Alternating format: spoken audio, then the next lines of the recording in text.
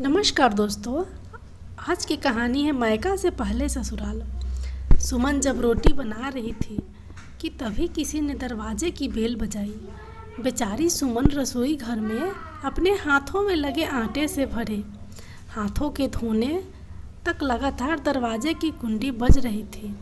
वह लगातार बोल रही थी, थोड़ा रुको, मैं आ रही हूँ। अब इस उम्र में वह भाग कर जा भी नहीं सकती दरवाज़ा खोलने के लिए। जैसे ही उसने दरवाज़ा खोला और सामने देखा तो उसकी बेटी अनु दरवाजे के बाहर खड़ी थी।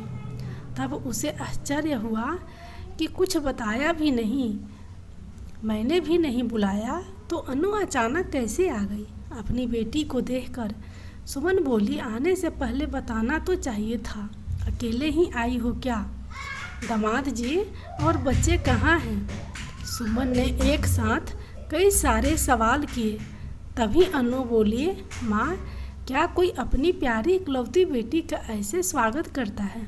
मुझे लगा कि तुम मुझे अचानक देखकर बहुत खुश होगी और सबसे पहले मुझे गले लगा लोगी, पर यहाँ तो उल्टा ही हो रहा है।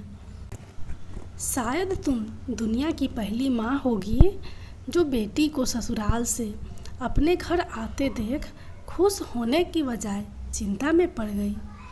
क्या मैं अकेली इस घर में नहीं आ सकती? क्या हमेशा दामाद और बच्चे के साथ ही आना जरूरी है? बोलकर अनु घर में प्रवेश कर गई और अपना सामान रख कर बोली, भाभी कहाँ पर हैं?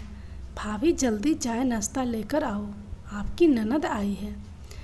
बहू घर पर नहीं है, अपने मायके गई है। माँ ने कहा, अच्छा, इसलिए तुम घर संभाल रही हो और खाना बना रही हो। माँ, तुम्हारी बहू के तो बड़े ठाठ है। बहू मौज से घूम रही है और सास घर संभाल रही हैं। देखो ना, आपने बहू के आने से पहले ही खाना बनाकर रखा है। उसे घर आकर कुछ भी काम करने की ज़रूरत ही नहीं पड़ेगी। बड़े नसीब लेकर आई है आपकी बहू। और एक मैं हूँ, मेरी सास कभी एक गिलास पानी भी नहीं पूछती।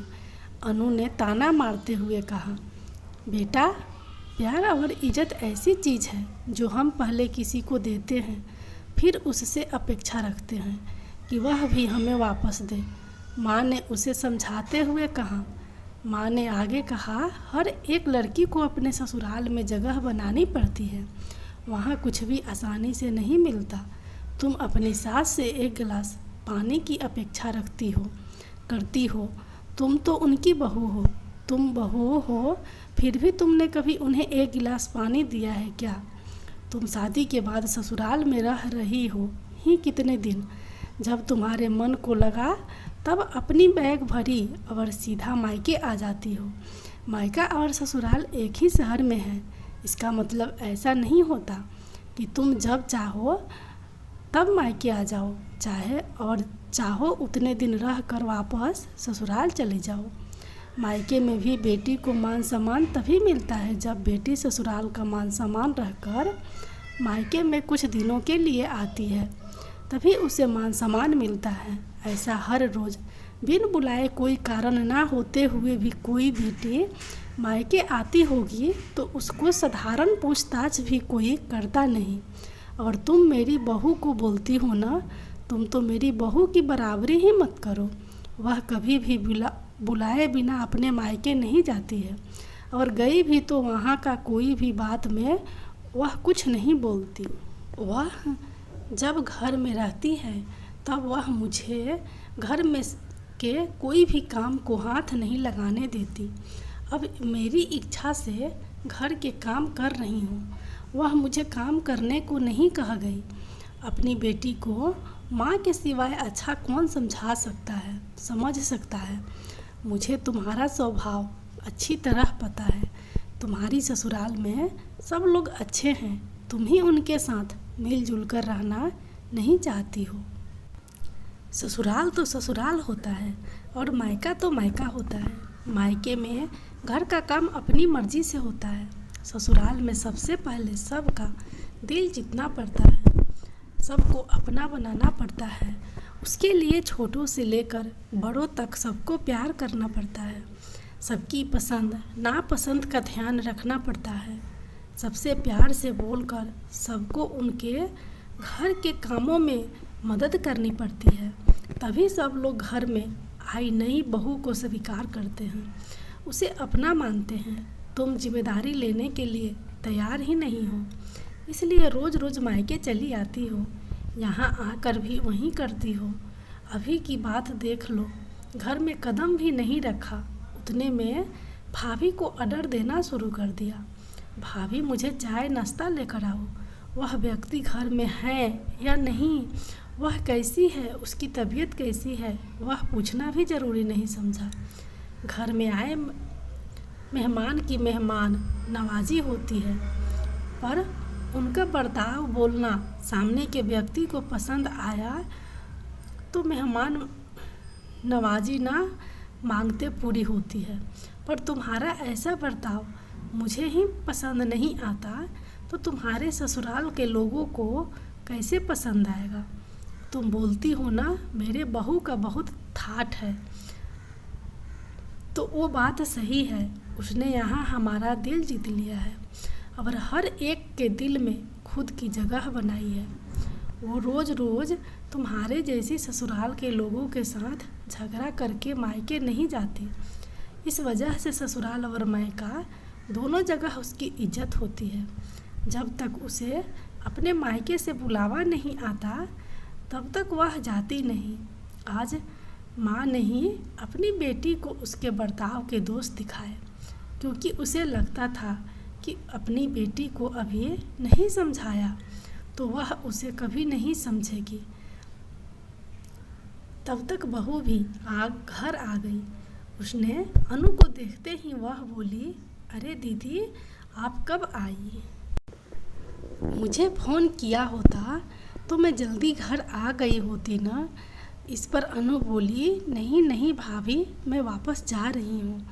अभी ही मेरी सास का फ़ोन आया था, उनके सीने में दर्द हो रहा है, मुझे वापस जाना है, आऊँगी वापस कभी। यहाँ बोलकर अनु अपना सामान लेकर चली गई।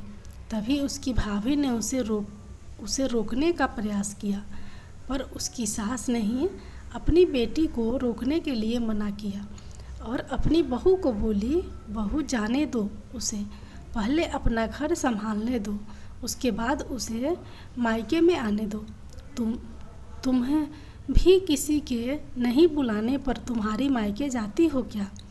तभी बहू भी समझ गई कि सास ने उनकी बेटी को जीवन का पाठ पढ़ाया। काफ़ी महीने हो गए अनु का फ़ोन नहीं आया था, वह खुद भी मायके नहीं आई, इसलिए उसकी माँ ने उसे फ़ोन किया। शुरुआत में किसी ने भी फ़ोन नहीं उठाया नहीं। फिर थोड़ी देर बाद फ़ोन किया तो फ़ोन उठाया, लेकिन अनु ने नहीं, उसकी सास ने उठाया। तभी उन्होंने उनकी तबीयत का पूछा, फिर दोनों की बातें शुरू हुई। तभी बीच में ही अनु की सास ने उसकी माँ को धन्यवाद किया। तब अचानक उनके ऐसे बोलने पर उनको कुछ समझ नहीं आया, इसलिए सुमन ने वापस पूछा, आप और किसी के बात कर रही हो क्या? अनु की सास बोली, नहीं तो फिर आप धन्यवाद किसको बोल रही थी?